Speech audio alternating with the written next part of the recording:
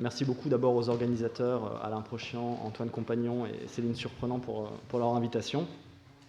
Alors du coup, on va faire un grand écart temporel, puisque là, c'est plus qu'une éclipse. C'est quasiment un siècle de distance entre le précédent exposé et ce que je vais traiter maintenant, puisque je vais parler de la manière dont la théorie synthétique, par des canaux inhabituels, et finalement a été enseignée au Collège de France, donc via l'activité de François Jacob, qui était titulaire de la chaire de génétique cellulaire depuis 1964. Et donc je vais m'intéresser très spécifiquement aux 4 conférences qu'a donné Ernst Mayr au printemps de l'année 1978, donc au Collège de France. Alors, quelques mots d'abord sur Ernst Mayr. Vous savez peut-être que la théorie synthétique, ce qu'on appelle la théorie synthétique de l'évolution ou la synthèse moderne, en fait, c'est la version réactualisée du darwinisme qui s'est développée depuis, disons, les années 1930-1940 et qui a fait la synthèse, précisément, entre le principe de sélection naturelle et la génétique mendélienne, sous une forme d'abord théorique qu'on a appelée la génétique des populations, forme théorique qui ensuite a donné lieu à un certain nombre de travaux expérimentaux en laboratoire, mais aussi sur le terrain. Et donc, dans l'édification de cette synthèse, Ernst Mayr occupe une place de choix, puisque, classiquement, les 3 ouvrages que l'on considère comme fondateurs de cette théorie synthétique sont l'ouvrage de Theodosius Dobzhansky, Genetics and the Origin of Species, en 1937, le livre de Mayr, Systematics and the Origin of Species, et évidemment, la similitude des titres est aussi faite pour montrer qu'il s'agit d'un mouvement de fond, un mouvement général. Et enfin, le livre du paléontologue George Gaylord Simpson, Tempo and Mode in Evolution, en 1944. Voilà, donc Mayr est un des grands pères fondateurs de la théorie synthétique de l'évolution, un des 3 certainement plus importants. Et à la fin des années 70, il a l'énorme avantage d'être encore vivant et donc de pouvoir toujours enseigner cette théorie. Alors que beaucoup des gens qui ont participé à cette édification, en fait, sont malheureusement déjà décédés. Maintenant, quand on s'intéresse évidemment à la réception d'un savoir étranger dans une institution, il y a plusieurs manières de voir les choses, et une perspective que je trouve intéressante, c'est de voir comment cette réception en fait est un prisme qui révèle l'état du dit savoir dans l'institution en question ou dans la sphère scientifique qui reçoit ce savoir. Et évidemment, en France, la théorie synthétique de l'évolution comme le darwinisme ont eu une réception particulièrement compliquée. Alors pour ce qui s'agit de la théorie synthétique de l'évolution, elle arrive en France dans une histoire en fait qui est très différente, une histoire qui, d'une certaine manière, doit beaucoup à Bergson et à l'évolution créatrice dont on a parlé hier, qui est relayée par Teilhard de Chardin et qui, dans les années 60 et 70, en fait, est beaucoup centrée sur Pierre-Paul Grasset et ses travaux sur l'évolution du vivant, qui sont extrêmement prégnants à cette époque, et qui sont, si vous voulez, le contexte extrêmement défavorable de la réception de la théorie synthétique de l'évolution. Pourquoi ? Parce qu'en fait, pour Grasset, l'évolution n'a rien à voir avec les mécanismes darwiniens tels que les entendent les fondateurs de la théorie synthétique de l'évolution, mais en fait, l'évolution est davantage un processus qui est réglé de l'intérieur, donc c'est proche d'une forme de vitalisme qui s'inspire d'une certaine manière de Bergson. Et du coup, cette évolution qui va d'un point alpha à un point oméga, en fait, n'a pas du tout les attributions et les caractéristiques que lui prête la théorie synthétique de l'évolution. Donc on a un affrontement très direct entre une personne qui est au sommet de la zoologie française dans les années d'après-guerre et les mécanismes invoqués par la théorie synthétique de l'évolution. Tant et si bien, bien sûr, que François Jacob, en fait, espère contourner ce poids écrasant de la zoologie française pour faire rentrer la théorie synthétique de l'évolution, alors non pas forcément auprès des spécialistes de la génétique des populations, dont on va voir dans un instant qu'ils étaient là en France, mais disons auprès des biologistes en général, voire auprès du grand public cultivé.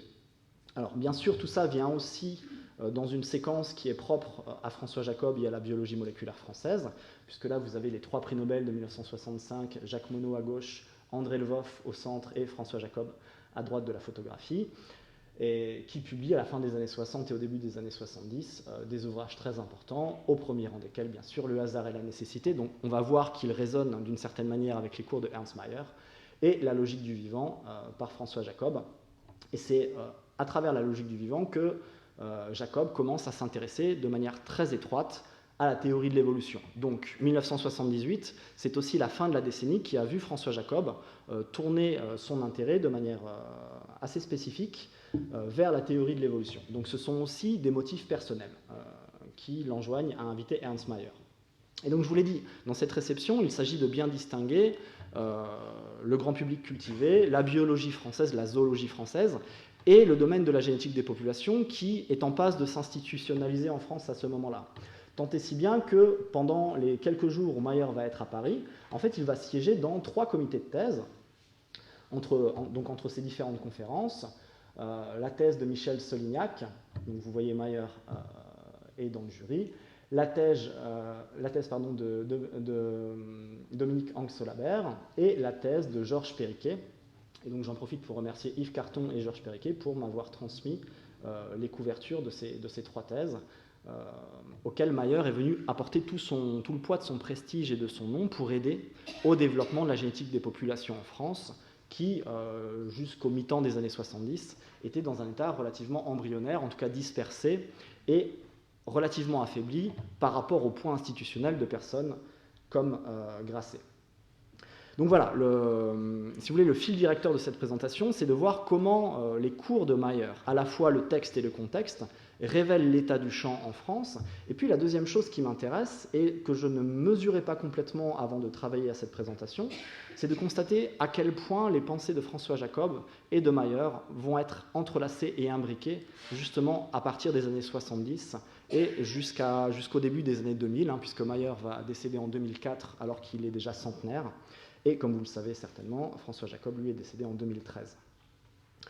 Alors, premier point, qu'est-ce qu'il y a dans ces cours ? Alors, c'est très facile pour l'historien parce que ces cours ont été publiés. Donc évidemment, ça permet de savoir très précisément ce que Mayr a dit à ce moment-là. Ah oui, au passage, j'ai cherché des auditeurs de ces cours et j'ai malheureusement pas eu beaucoup de succès dans mes recherches. Donc si parmi vous, il y a des gens qui ont assisté à ces cours, à ces leçons, n'hésitez pas à vous manifester tout à l'heure, je serais ravi d'avoir votre témoignage sur ce qui s'est passé à ces moments-là, puisque Grasset figurait parmi les invités officiels de ces 4 leçons. Donc j'aurais aimé savoir comment lui-même a reçu le discours de Mayr, qui évidemment était totalement opposé à ses propres convictions. Donc, Jacob invite, dans un premier courrier datant d'octobre 1976, on trouve la première invitation de Jacob à l'endroit de Mayr. À ce moment-là, ils se connaissaient depuis déjà une petite vingtaine d'années, donc c'était des gens qui échangeaient régulièrement. Et Mayr, bien sûr, c'est pas évident, mais il accepte aussitôt avec enthousiasme, et simplement, comme en 1977, il a été très pris par un certain nombre d'obligations en Allemagne. Oui, Mayr, bien sûr, est allemand au départ, et il est arrivé aux États-Unis du fait de la montée du nazisme, et donc il a fait toute sa carrière aux États-Unis et il a été professeur de zoologie à l'université d'Harvard. Donc tout ça pour dire que l'invitation date de 1976 et pour différentes raisons, il ne viendra finalement qu'en avril 1978, et avec beaucoup de difficultés, j'en parlerai un tout petit peu tout à l'heure, le livre, qui reprend donc à la fois les cours mais aussi d'autres textes inédits de Mayr en français, paraît chez Hermann en 1981. Ce n'est pas le premier livre de Mayr en français, puisque un ouvrage précédent avait été traduit au début des années 70. Et ce qui est intéressant, et j'en parlerai dans la 3e partie de ma présentation, c'est que l'ouvrage issu des cours est préfacé par François Jacob, et le premier ouvrage est préfacé par Jacques Monod. Et on va voir qu'en fait, il y a plusieurs histoires et plusieurs niveaux d'interprétation qui se mêlent dans ces publications. Donc voilà pour le contexte du cours. Mayr a fait cours en anglais et en fait il a rédigé ses cours en anglais et ses cours ont été traduits, très mal traduits en l'occurrence, en français par le traducteur qui avait déjà traduit le premier ouvrage et dont Mayer avait dit à Hermann qu'il ne voulait absolument pas que ce soit lui. Alors bon, les choses se sont passées ainsi, finalement ça a été traduit comme ça. Et non seulement donc, ça a été traduit par quelqu'un que Mayer ne voulait pas, mais en plus, Mayer avait pensé que ses cours feraient la première moitié de l'ouvrage, parce qu'il s'agit vraiment de choses très générales, et que la deuxième moitié de l'ouvrage serait consacrée à des exemples précis. En fait, l'éditeur a fait l'inverse, et il a malencontreusement oublié la bibliographie à la fin de l'ouvrage. Donc Mayer était extrêmement énervé du produit final, qui l'a énormément déçu. Il y a des dizaines de lettres là-dessus, aux archives de l'Institut Pasteur, d'échanges entre Jacob, Mayer et l'éditeur, dont je ne donnerai pas le nom. Alors, structure conceptuelle, donc ce sont les chapitres 5, 6, 7 et 8 de l'ouvrage, la deuxième partie, et ça correspond aux 4 cours qu'il a donnés. Et sur le fond, c'est extrêmement fidèle. Hein. Donc il a fait une première leçon sur la biologie et sa situation dans les sciences, où en fait il a souligné des thèmes qui lui sont chers depuis au moins le début des années 1940, la pensée populationnelle, hein, le fait que le biologiste s'intéresse non pas à des entités que l'on peut définir par des classes de propriété, mais à des entités concrètes qui exhibent une variation au sein d'une population. La possession d'un programme génétique, bien sûr, j'en reparlerai tout à l'heure, et le concept biologique d'espèce qu'il a remis au goût du jour et qui, pour lui, donne un statut très particulier à la biologie au sein des autres sciences, et notamment vis-à-vis de la physique. Donc Ernst Mayr est un des grands promoteurs d'une philosophie de la biologie qui ne soit pas simplement le décalque d'une philosophie de la physique appliquée aux objets biologiques. Alors, un deuxième cours sur quelque chose qui l'obsède depuis le début, c'est la téléologie. Le fait que les êtres vivants montrent une apparence de finalité. Et donc il va distinguer chez les vivants 4 formes de finalisme. Les processus téléomatiques, des processus automatiques en fait, qui répondent à des lois physiques tout simplement, comme par exemple la diminution de la température dans un environnement plus froid, etc., des choses comme ça. Les processus téléonomiques, qui montrent une apparence de finalité qui est en fait la conséquence du jeu de la sélection naturelle. L'exemple typique, c'est le développement embryonnaire, qui semble être orienté vers une fin, mais dont la fin se comprend seulement à la lumière de l'histoire évolutive. Les systèmes adaptés, 4e forme de processus finaliste, par exemple l'œil, qui est bien sûr par excellence un système adapté, et dont l'origine s'expliquant à nouveau par la sélection naturelle. Et enfin, 4e forme de finalisme que Mayer voyait, c'était la progression évolutive. Je passe un peu rapidement là-dessus. Hein. 3e cours, la structure de la théorie de l'évolution, sous-entendu chez Darwin. Il va distinguer 4 hypothèses fondamentales chez Darwin. Le fait de l'évolution, la descendance avec modification, le gradualisme et la sélection naturelle.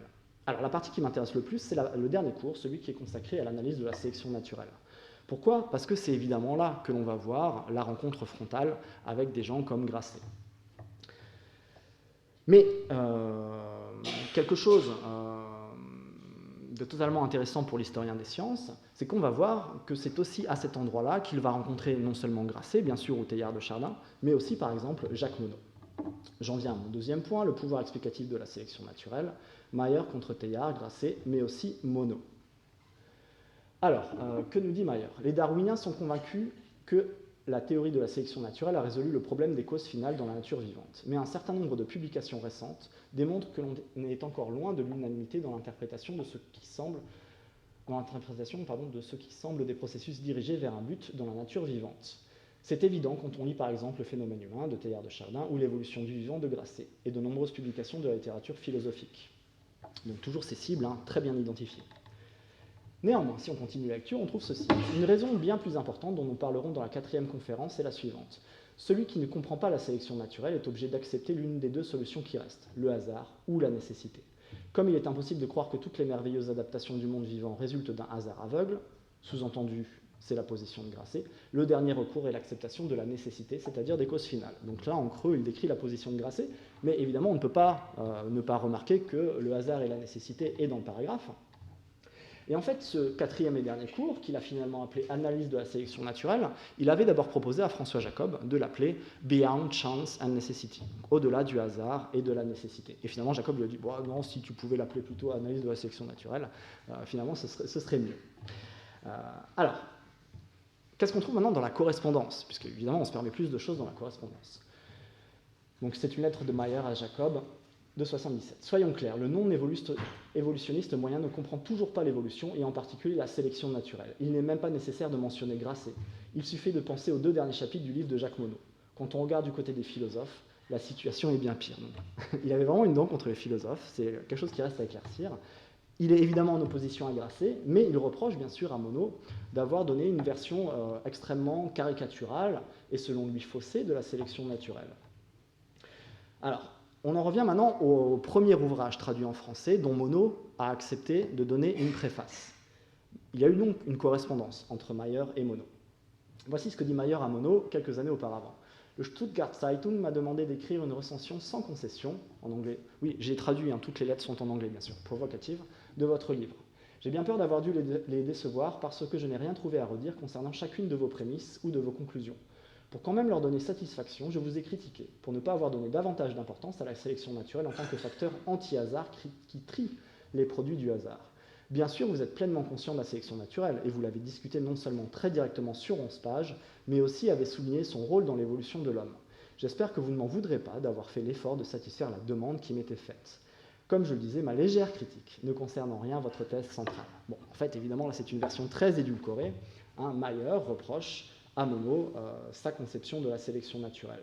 Et donc, il développe ce qu'on doit comprendre comme étant le véritable concept de sélection naturelle dans ce cours du Collège de France, notamment quand il dit « Grâce à la théorie de la sélection naturelle, Darwin offrait le moyen d'éviter ce dilemme du hasard et de la nécessité. Car, comme le faisait remarquer Sewell Wright, le processus darwinien de l'interaction continue d'un processus aléatoire et d'un processus sélectif n'est pas intermédiaire entre le hasard pur et les déterminismes purs. Par ses conséquences, il est qualitativement tout à fait différent des deux. » Autrement dit, là, Mayer insiste sur ce qu'on appelle la créativité du processus de sélection naturelle, que je n'ai pas le temps malheureusement d'expliquer dans le détail. Ni la majorité des philosophes, ni les autres opposants à Darwin n'ont reconnu le fait que la sélection naturelle constituait une troisième solution indépendante pour la causalité du changement évolutif. Et alors, ce qui est particulièrement intéressant et je trouve extrêmement significatif du point de vue des relations entre Mayer et Jacob, c'est que, alors je vais passer un certain nombre de points, c'est que quand Mayer doit expliquer en détail ce qu'est la créativité de la sélection naturelle, en fait, il cite Jacob. C'est la fin du paragraphe, mais comme François Jacob a eu raison de le souligner, ce processus d'élimination n'est absolument pas le même que celui de la sélection naturelle. Donc si vous voyez la sélection naturelle comme l'élimination des inaptes, en fait, vous tombez à côté du cœur explicatif de ce principe. Et là, qu'est-ce qu'il cite ? Il cite tout un passage de Jacob. Il cite un passage de Jacob qui, en fait, provient d'un article qui est très connu, bien sûr, « Evolution and Tinkering », l'évolution et le bricolage, que François Jacob a publié dans Science en 1977. Donc on est vraiment à quelques mois d'écart, et c'est à ce moment-là que les choses cristallisent entre François Jacob et Ernst Mayr. Alors, simplement, juste pour donner un petit peu de contenu à cette idée de créativité de la sélection naturelle, la sélection naturelle n'est pas simplement un crible qui élimine les mutations nuisibles et favorise la production de celles qui sont bénéfiques, ainsi qu'on l'a souvent laissé penser. Elle intègre les mutations à la longue et les ordonne suivant des modèles adaptativement cohérents pendant des millions d'années et des millions de générations comme réponse aux défis posés par l'environnement. C'est la sélection naturelle qui donne une direction au changement, oriente le hasard et produit lentement, progressivement des structures plus complexes, de nouveaux organes et de nouvelles espèces. Les nouveautés proviennent de l'association auparavant non reconnue d'un matériel ancien. Créer, c'est recombiner. Donc là, on a Jacob, cité par Mayer. L'essentiel du texte, c'est une excellente explication de ce que c'est que la créativité de la sélection naturelle. Et à la fin, Jacob introduit ce qu'il défend dans cet article, créer, c'est recombiner, c'est-à-dire que l'évolution, étant donné qu'il y a vraiment généalogie effective entre les êtres vivants, l'évolution ne peut que recombiner des structures préexistantes et les assortir à de nouvelles fonctions. Donc, ceci nous montre qu'il y a une convergence d'intérêts entre Mayer et Jacob à ce moment-là, au moment où Mayer prononce donc ces 4 leçons au Collège de France. Et en fait, si on tire le fil, on s'aperçoit que le fil va très loin et que les échanges épistolaires, qui sont très nombreux, mais du coup théoriques et conceptuels entre Jacob et Mayer, en fait, sont très nombreux. Alors, je vais juste donner quelques exemples rapidement dans ma troisième partie. Alors, évidemment, le cas le plus connu, le plus célèbre, et aussi d'une certaine manière le plus problématique pour les historiens des sciences, c'est le cas du programme génétique, du concept de programme génétique, puisque traditionnellement, on dit que ce concept est né simultanément chez Jacob et chez Monod, d'une part, et chez Mayer, d'autre part. Donc à la fin de l'article, qui est en fait une synthèse, une review de Jacob et Monod, publié donc en juin 1961 dans le Journal of Molecular Biology, article qui va leur valoir directement le prix Nobel de 65. En fait, Jacob et Monod proposent, pour la première fois dans un texte publié, que le génome non seulement contient les informations pour coder les protéines, mais aussi les informations qui permettent de réguler le fonctionnement de ce génome, ce qu'ils appellent donc le programme génétique. La même année, Mayer publie dans Science, toujours, un article lui aussi extrêmement célèbre et extrêmement cité à la fois en biologie et en philosophie de la biologie, Cause and Effect in Biology, à l'intérieur duquel, en fait, il va détailler ses idées, qui ensuite deviendront célèbres, sur le fait qu'il existe deux types de biologie. Une biologie qui s'intéresse aux causes prochaines, c'est typiquement la biologie moléculaire, et une biologie qui s'intéresse aux causes historiques, c'est typiquement la théorie de l'évolution. Et que, bien sûr, ces deux domaines peuvent se rencontrer, mais sont relativement indépendants l'un de l'autre. Et c'était aussi une réponse de Mayer à la volonté impérialiste de la nouvelle biologie moléculaire de réduire toute la biologie à la seule biologie moléculaire. Et donc Mayer explique dans cet article que finalement ce qui relie les deux, c'est le programme génétique, dans le sens que le programme génétique est la cause prochaine des processus physiologiques et embryologiques, tout comme il est l'effet de la sélection naturelle. Et donc il est produit par les causes historiques, et il est la cause des processus physiologiques. Voilà. Bon, ce n'est pas tout à fait aussi clair dans le texte de Mayer, mais disons que c'est son idée fondamentale. Alors évidemment, ça a beaucoup interrogé les historiens, puisque à quelques mois de distance, on a deux textes qui présentent tous deux le concept de programme génétique, dans des contextes très différents, la biologie moléculaire d'un côté, et un article à visée plus générale, formulé par Ernst Mayr, c'est-à-dire quand même un ornithologue, donc quelqu'un qui est très loin de la biologie moléculaire. Il y a eu un excellent travail paru récemment, réalisé par Alexandre Pelouffaut, justement sur la naissance, la genèse de cette métaphore, en comparant Jacob et Monod d'un côté et Mayer de l'autre. Donc c'est un travail assez exhaustif sur les archives, et en gros, je synthétise ce que Pelouffaut nous apprend, c'est que finalement, on ne peut pas trop savoir comment ça s'est fait, parce qu'on manque d'archives sur ce qui s'est passé avant 61. Mais l'hypothèse la plus probable, c'est que Mayer et Jacob se connaissaient directement, parce qu'il y avait énormément d'échanges entre l'Institut Pasteur et les savants américains, via différents réseaux, que je n'ai pas le temps de détailler, mais donc il est très probable qu'ils se soient rencontrés auparavant, et que en fait, le concept de programme génétique était utilisé de manière informelle dans les discussions bien avant cette double publication. Alors c'est d'autant plus plausible que ni Jacob, ni Monod, ni Mayer ne revendiquent la paternité de ce concept. C'était donc certainement une manière de parler qui était extrêmement répandue à l'époque. Simplement, ça nous montre que déjà, il y avait certainement des interactions relativement régulières entre Mayer et Monod et Mayer et Jacob. Et quand on lit la correspondance qui a été conservée, donc qui est postérieure à tout ça, effectivement, le ton qu'ils emploient, les anecdotes qu'ils se racontent, montrent que certainement ils se connaissaient de longue date. Alors, je vais prendre un autre exemple que l'exemple du programme génétique, enfin qui est en lien avec le programme génétique, mais je vais prendre l'exemple de la distinction entre programme ouvert et programme fermé. Parce qu'en fait, dans donc, son cours du Collège de France, Mayer va revenir sur le fait qu'il existe au moins deux types d'organismes animaux, des animaux chez qui le programme génétique est fermé, c'est-à-dire que les capacités d'apprentissage sont très faibles, et les réponses de ces animaux sont largement stéréotypées, largement innées. Et puis il oppose à ce programme fermé un programme ouvert qui, lui, je lis, permet des acquisitions supplémentaires au cours de la vie de son possesseur, et donc c'est ce que je nomme un programme ouvert. Donc voilà ce qu'il dit dans son cours au Collège de France. Alors moi, quand j'ai lu ça, ça m'a tout de suite rappelé la logique du vivant, et voilà ce que dit François Jacob auparavant. Avec le développement du système nerveux, avec l'apprentissage et la mémoire, se relâche la rigueur de l'hérédité. Dans le programme génétique qui sous-tend les caractéristiques d'un organisme un peu complexe, il y a une part fermée dont l'expression est strictement fixée, une autre ouverte qui laisse à l'individu une certaine liberté de réponse. D'un côté, le programme prescrit avec rigidité structure, fonction, attribut. De l'autre, il ne détermine que potentialité, norme, cadre. Ici, il impose, là, il permet. Bon, on reconnaît tout le talent littéraire de François Jacob, mais l'idée est exactement la même que celle de Mayer. Et donc, je me suis demandé, mais qui avait fait quoi en premier et comment ces idées s'étaient rencontrées. Alors, au début, je penchais du côté Jacob, parce que dans l'article de Science dont j'ai parlé sur bricolage et évolution, en fait, on lit ceci. Néanmoins, le cours de l'évolution se caractérise par une tendance à une plus grande flexibilité dans l'exécution du programme génétique. Au fur et à mesure que le programme devient plus ouvert, pour ainsi dire, ça semble sous-entendre que c'est quand même une manière de parler qui lui est propre. Le comportement devient moins rigidement déterminé par les gènes. Et du coup, je me suis dit, comme Mayer cite une autre partie de cet article dans le même cours, c'est très certainement là que les interactions ont commencé, et donc l'idée serait plutôt de Jacob. Mais non, en fait, si on remonte plus loin dans le temps, et dans un article de 64, Mayer développe déjà cette distinction entre programme ouvert et programme fermé. Je ne vais pas relire toute la citation, mais c'est extrêmement clair et totalement explicite.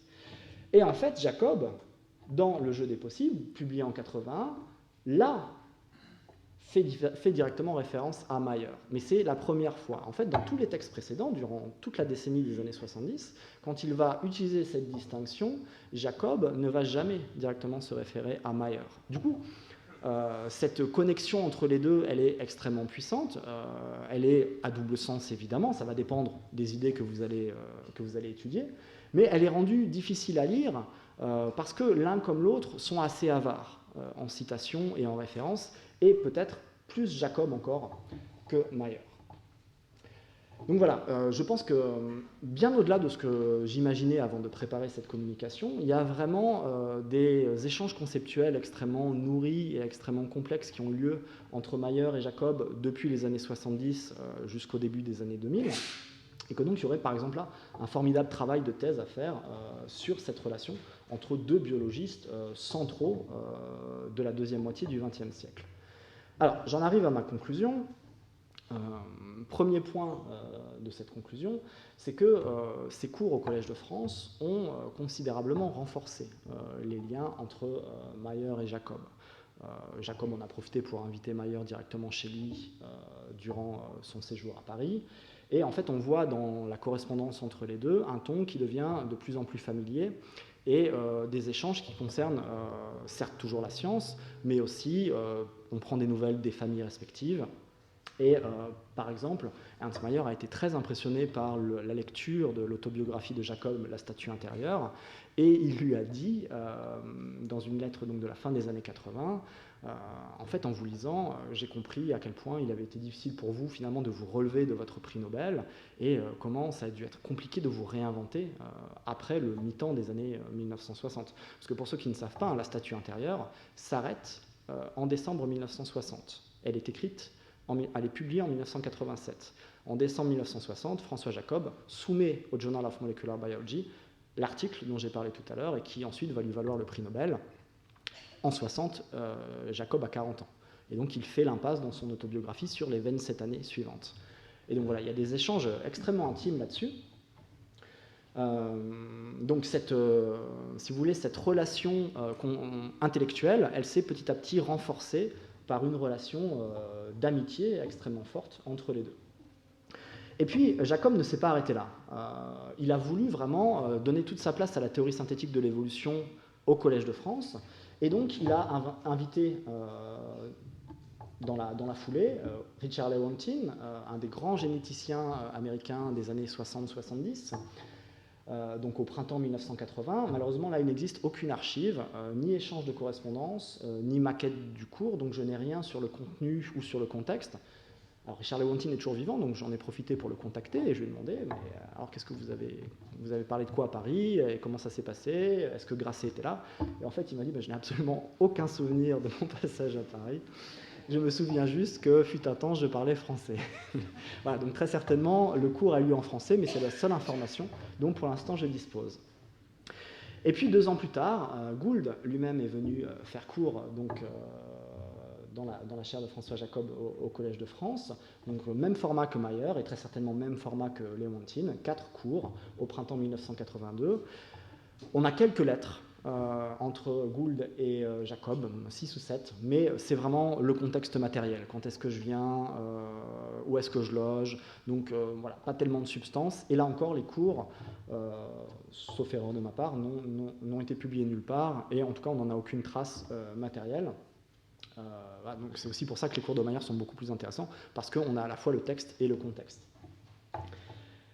Alors, j'en viens au dernier point de ma conclusion, et ça fait directement référence à la présentation qu'on a eue tout à l'heure, qui rappelait que Darwin a eu beaucoup de mal à se faire élire à l'Académie des sciences. Et en fait, ça montre bien que les zoologistes français, jusque très tard dans le XXe siècle, ont été des opposants farouches sous la conduite de Grasset à la génétique des populations, à la théorie synthétique de l'évolution, et qu'ils ont dirigé d'une main de fer le système académique français. Parce que Mayer, comme Darwin un siècle auparavant, a eu beaucoup de mal à se faire élire à l'Académie des sciences. Et Jacob a essayé plusieurs fois de le faire passer dans la section de zoologie. Oui, donc vous savez, à l'Académie des sciences, c'est découpé en sections, et donc il y avait une section de zoologie. Ernst Mayr, bien sûr, en tant qu'ornithologue, devait être élu dans cette section-là. Et en fait, il en a eu marre, Jacob. Et finalement, qu'est-ce qu'il a fait? Il l'a fait élire dans la section de biologie moléculaire. Alors, je ne résiste pas, pour conclure, à vous donner un extrait d'une lettre donc, de Jacob à Mayer. Jacob annonce à Mayer son élection à l'Académie des sciences. Cher Ernst, concernant ton élection à l'Académie des sciences, je dois te raconter la partie la plus incroyable. J'ai essayé de te faire élire en tant que zoologiste, comme cela semble logique. Mais les zoologistes n'étaient pas intéressés par l'évolution. Comme tu le sais, ils ne l'ont jamais été. Référence à Darwin. Du coup, j'ai essayé avec les biologistes moléculaires qui sont plus intelligents. Et ça a marché. Tu as donc été élu en tant que biologiste moléculaire. Voilà. Donc, vraiment, ces cours au Collège de France, ça n'était pas qu'une question de rapports amicaux entre Mayer et Jacob.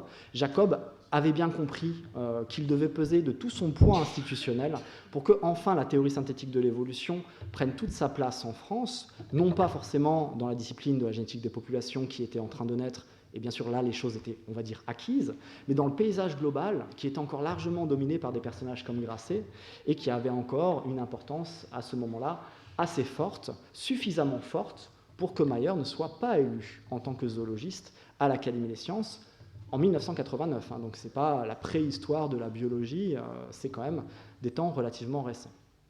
Et j'en ai terminé, je vous remercie.